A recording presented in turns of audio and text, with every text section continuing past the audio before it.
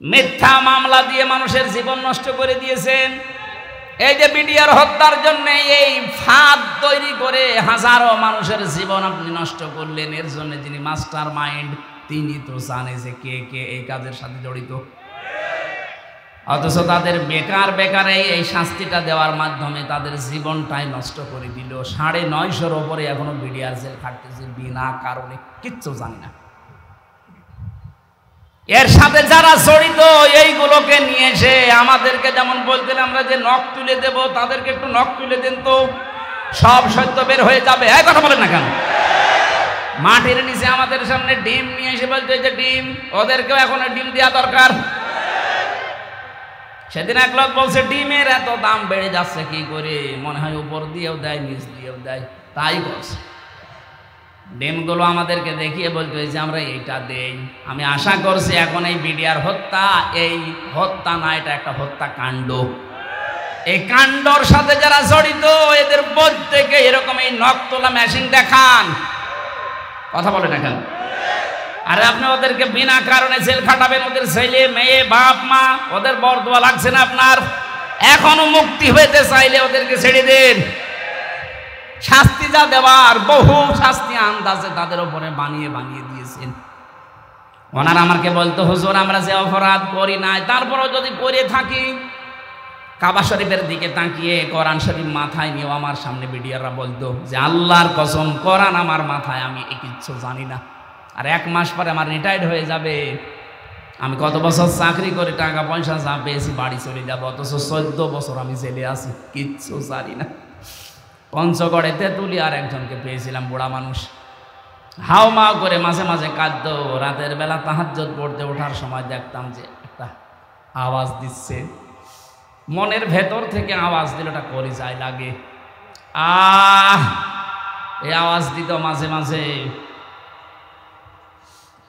ওই সমস্ত দীর্ঘ শ্বাসগুলো আমার আল্লাহর আরশে এসে ধাক্কা লেগেছে। আল্লাহ আপনাদেরকে এত অপমান করেছে এমনি নাই, হাজারো মুসলিমের চোখের পানি আর ওই বিডিআরদের চোখের পানির কারণে। আমি আশা করছি যারা দায়িত্বে আছেন খুব তাড়াতাড়ি, বড় জুলুম হয়ে যাচ্ছে তাদের উপরে। আরে ভাই 14টা বছর কিচ্ছু জানে না পড়ে আছে, একটা অপরাধ করে যদি থাকে তো মেনে নেওয়া যায়। 14 বছর জীবন থেকে নষ্ট করে দিলেন। 1-2 জন না, 950-র উপরে আমি পেয়েছি। আমি আশা করছি ওরা আমাকে যা বলেছে যে আমাদেরকে যদি শাস্তিও লাগিয়ে দেয়, আমাদের যে কোর্ট কাছারি বিচার আচার আছে সর্বোচ্চ 7 বছর শাস্তি হয়, অথচ 14 বছর পড়ে আছে একটা মিথ্যা মামলা নিয়ে। তাড়াতাড়ি করেন যারা দায়িত্বে আছেন, ওনাদেরকে আমার মনে হয় মা বাবা স্ত্রী পুত্র সন্তানের কাছে শেষ জীবন একটু ফিরিয়ে দেওয়া দরকার, তাও একটু জুলুম থেকে বাঁচবেন। আল্লাহ যেদিন ধরবে ওই দিন বাপ বলার সময় আপনাকে দেবে না। যারা জড়িত ছিলেন এর সাথে, এই বিডিআর মিথ্যা মামলা দিয়ে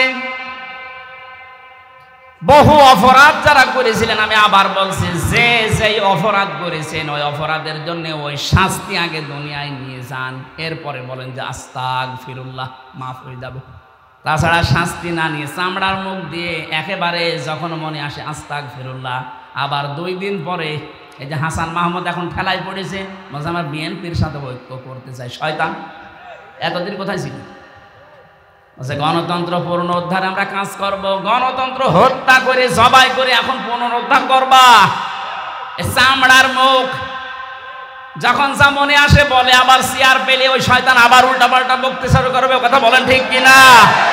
এইরকম মানুষের কোনো মাফ নেই। মাপ চাইতে পেতে হলেও যা যা করেছে অপরাধের জন্য আগে ক্ষতিপূরণ দেওয়া লাগবে।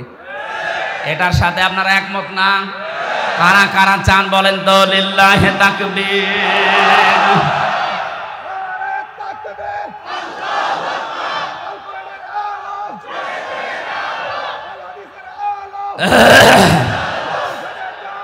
আলহামদুলিল্লাহ ভাই, আমি যেটা বোঝাতে চেয়েছি এতক্ষণ পর্যন্ত ডালপালা তৈরি করে আমার মনে হয় আপনি বুঝে ফেলেছেন। তাওবা করার নিয়ত যাদের, প্রথম শর্ত হয় আপনাকে বলা লাগবে যে হ্যাঁ আমি ভুল করে ফেলেছি, আমরা অপরাধী।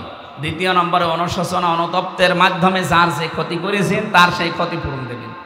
3 নম্বরে জীবনে আর এরকম কোনোদিন করব না। এরকম মন মানসিকতা নিয়ে যেখানে বসতে পারেন, আমি গ্যারান্টি দিচ্ছি সূরা ফুরকানের আয়াত অনুযায়ী একটা অপরাধ আল্লাহ বাকি রাখবে না। বাড়ি যাওয়ার আগে সব অপরাধগুলো পাল্টিয়ে নেকি দিয়ে ভরাট করে দেবে। আল্লাহ আমাদেরকে যেন আজকে এটা দান করেন, বলেন আমিন। কোরআনে কারিমের সূরা আরাফের 179 নম্বর আয়াতটা পড়েছি। আমরা তাফসীর আকারে কিছু কথা বলি, এরপরে এখনো দুইজন মেহমান আছে। আজকের মাহফিলটা মিস্টেক হয়ে গেছে, আমার একটু দূরে যাওয়া লাগবে তো, কালকে অনেক দূরে, এই জন্য আমি খুব তাড়াতাড়ি করছি। আর একটা অনুষ্ঠান আছে, আপনারা অনেকে মনে করছেন 2-3টা করে। আরে ভাই, বাধ্য হয়ে করা লাগছে, আমিও পারছি না, আপনারাও ছাড়ছেন না। আল্লাহু আকবার, এরকম হয়ে গেছে। আমার শরীর ভালো না, ডাক্তার বলেছে রাত 10টার পর আর জেগে থাকবেন না, যেভাবেই হোক ঘুমিয়ে পড়েন, নাই তো যা হয়েছে আপনার শরীরে এই 3টা বছরে, একে তো স্বাভাবিক হতে অনেক সময় লাগবে। ডায়াবেটিস এখন 19, আমার শরীর চলে না, অথচ ডায়াবেটিস হয়ে গেছে। এই জেলখানায় 3টা বছরের ভেতরে বহু রোগ আমার শরীরে বাসা বেঁধেছে। আমার ঘুমাতে হবে, জানে গরু দিয়ে আপনি চাষ করে খাবেন, গরুই যদি মরে যায়, তা আমার তো কিছুদিন বাঁচিয়ে থাকা দরকার না? আমরা কোরআনে কারিমের সূরা আরাফ আলোচনার বিষয় বলেছিলাম বিবেক।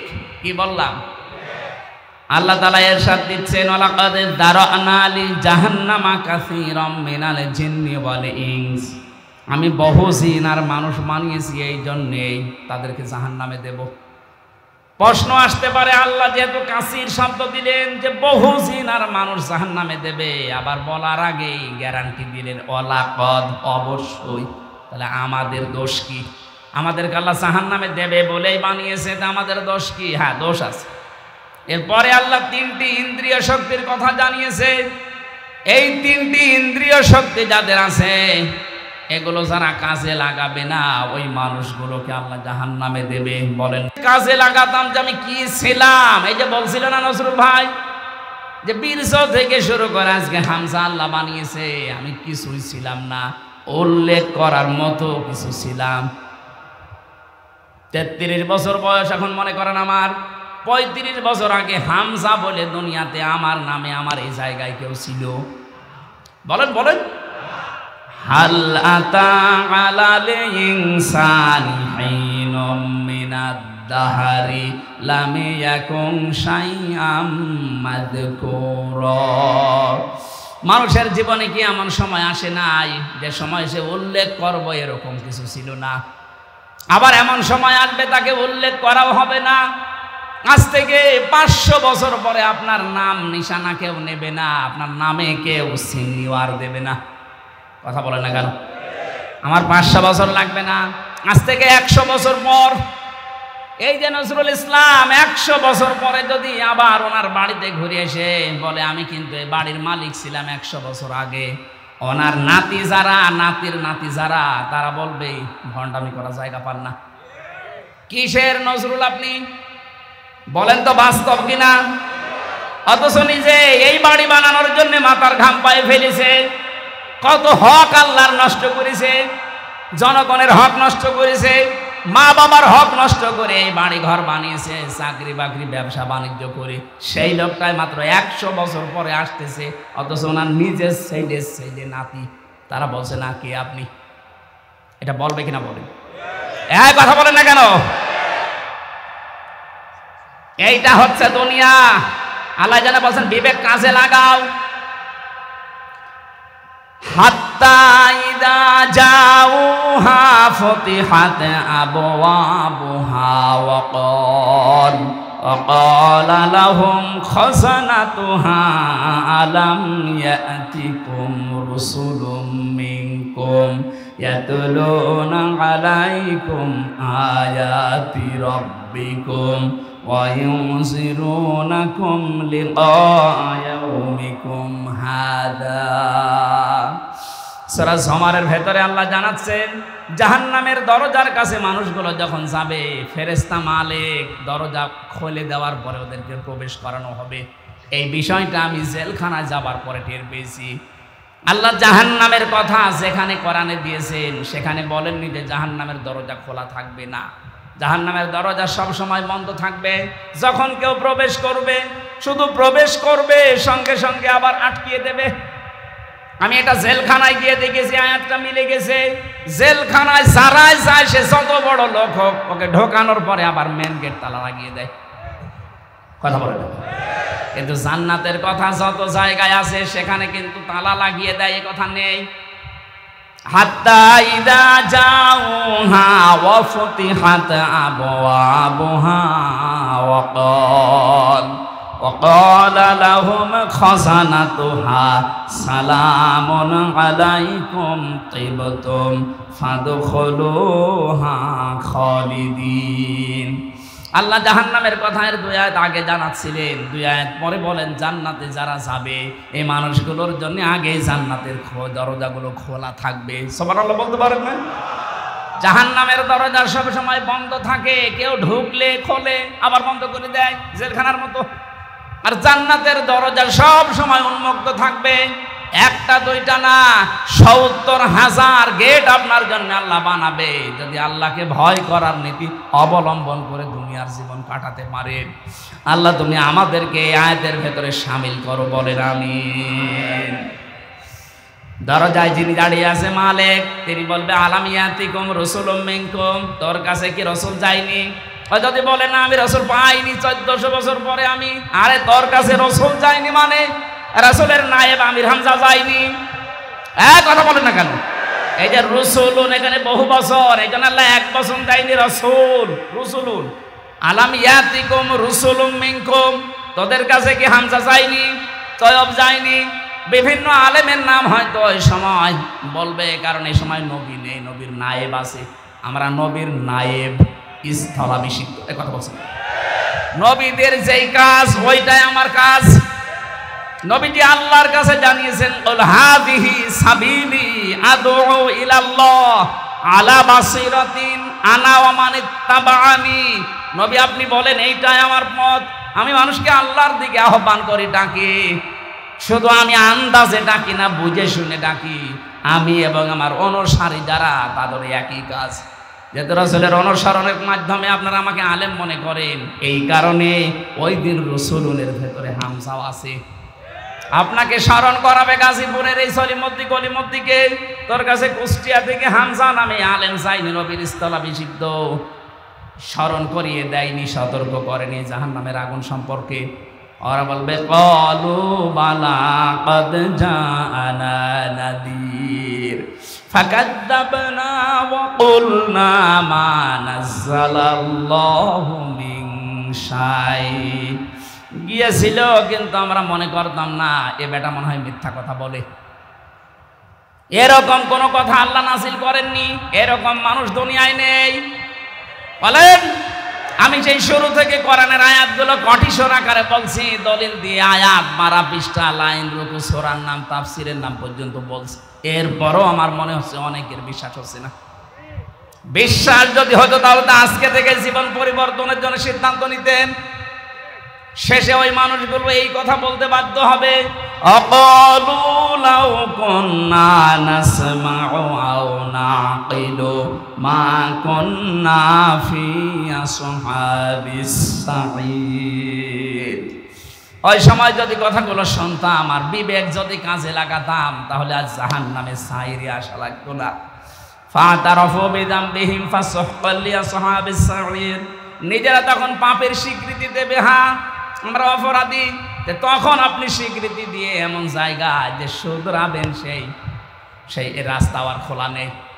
সুতরাং ওখানে যেন যাওয়া না লাগে, বিবেকটা এই মুহূর্তে আমাদের কাজে লাগানো দরকার কিনা? আরো জোরে বলেন, দরকার কিনা? যাদের বিবেক আছে কিন্তু বিবেকে কাজ করছে না, আপনি মানুষের তালিকায় নেই। আল্লাহ বলেন উলাইকা কালানাম, এরা চতুষ্পদ জানোয়ার, বালহমা দল। হ্যাঁ, আপনার গুলশানে বাড়ি থাকতে পারে, আপনি এই দেশের অর্ধেক জায়গার মালিক হতে পারেন। আল্লাহর ভাষায় যাদের বিবেক কাজে লাগেনি, এই 15 বছরে তো আরো বেশি কাজে লাগেনি। আপনি নিজে জানতেন যে আমি বিনা ভোটের এমপি, আপনার বিবেক মেনে নিত কি করে? বলেন না কেন? আপনার বিবেক মেনে নিত কি করে বলেন? আপনি তো নিজেই জানতেন যে আমি কয় নাম্বার এমপি, এরপরও বুক ফুলিয়ে আপনি বলতেন আমি এমপি। কিসের এমপি? আপনাকে আমরা ভোট দিয়েছি? এই যে বিবেক যাদের কাজে লাগলো না, এরা সারা দেশের অর্ধেক জায়গার মালিক হলে ওরা আল্লাহর কাছে জানোয়ার। আল্লাহ শুধু জানোয়ার বলেন নাই, বালুহুম আদল বলেন, এর চাইতে এরা নিকৃষ্ট। উলাইকা হুমুল গাফিলুন, এরা গাফেল। এদের শ্রবণ শক্তি, এদের দর্শন শক্তি, এদের অন্তর কাজ করে না। ওয়াজআলনা লাহুম সামআ ওয়া আবসারা ওয়া আফইদা ফামা আগনা আনহুম সামউহুম ওয়ালা আবসারুহুম ওয়ালা আফইদাতুহুম মিন শাইইন ইয কানু ইয়াজহাদুন। এই মানুষগুলোকে আমি কান দিয়েছিলাম তোমাদের মতোই, চোখ দিয়েছিলাম তোমাদের মতোই, অন্তর দিয়েছিলাম, কিন্তু এদের কান চোখ অন্তরে কোনো কাজ হয়নি। ফাইন্নাহা লা তা'মাল আবসার ওয়ালাকিন তা'মাল কুলুবুল্লাতী ফিস সুদূর। এদের এই কান অন্ধ হয়ে যায়নি, চোখ অন্ধ হয়নি, বরং অন্তরে থাকা একটা কান আছে, চোখ আছে, এইটা ওরা অন্ধ করে ফেলেছে। নবীজি বলেন, যারা গুনাহ করে, এই গুনাহ করার দ্বারা একটা করে কালো দাগ পড়তে থাকে অন্তরের উপরে, পড়তে পড়তে পুরা অন্তরটাই কালো হয়ে যায়। তখন ওর ভালো কাজও ভালো লাগে না, খারাপ কাজও ভালো লাগে না, সব সমান মনে হয়। দেখছেন না, গতকালকে একজন ধরা পড়েছে মদের বোতল নিয়ে। এটা যে অন্যায় কাজ মুসলমানের দেশে, এটা যে বিবেক বহির্ভূত কাজ, আল্লাহ বিরোধী কাজ। ও উল্টা বলছে কি, আমার বাবার টাকা দিয়ে আমি মদ খাবো, তোর কি? তুই এটা আমেরিকা পেয়েছিস? ৯৬% মুসলমান এখানে বাস করে। আল্লাহর নিষিদ্ধ কাজ, হারাম কাজ তুই জোর করে করবি, এই দেশে না চলে যা। কথা বলেন না কেন? যেখানে যাওয়া দরকার ওখানে যাই। এখানে আল্লাহর নিষিদ্ধ কাজ প্রকাশ্যে আমরা চলতে দিতে পারি না, তাহলে গজব নাজিল হবে। আজ মানবাধিকারের নাম নিয়ে সমকামী প্রমোট করে যারা বাংলাদেশে ঢাকার রাজধানীর বুকে অফিস খুলতে চাচ্ছেন, এদের একটা মুসলমান বেশি থাকতে হারাম কাজ হতে দেবে না ইনশাআল্লাহ। যারা করতে চাচ্ছেন বন্ধ করেন। তামাম দুনিয়া সব একদিকে হয়ে গেল, একজন মুসলমান একদিকে থাকলেই সে যথেষ্ট। তামাম দুনিয়া একদিকে ছিল না, আর বিশ্বনবী একা একদিকে ছিল। কথা বলেন না কেন? আমরা ওই নবীর উম্মত, ওই রকম ঈমান আমরা তৈরি করতে চাই। আমরা গাফেল না, আমরা সচেতন।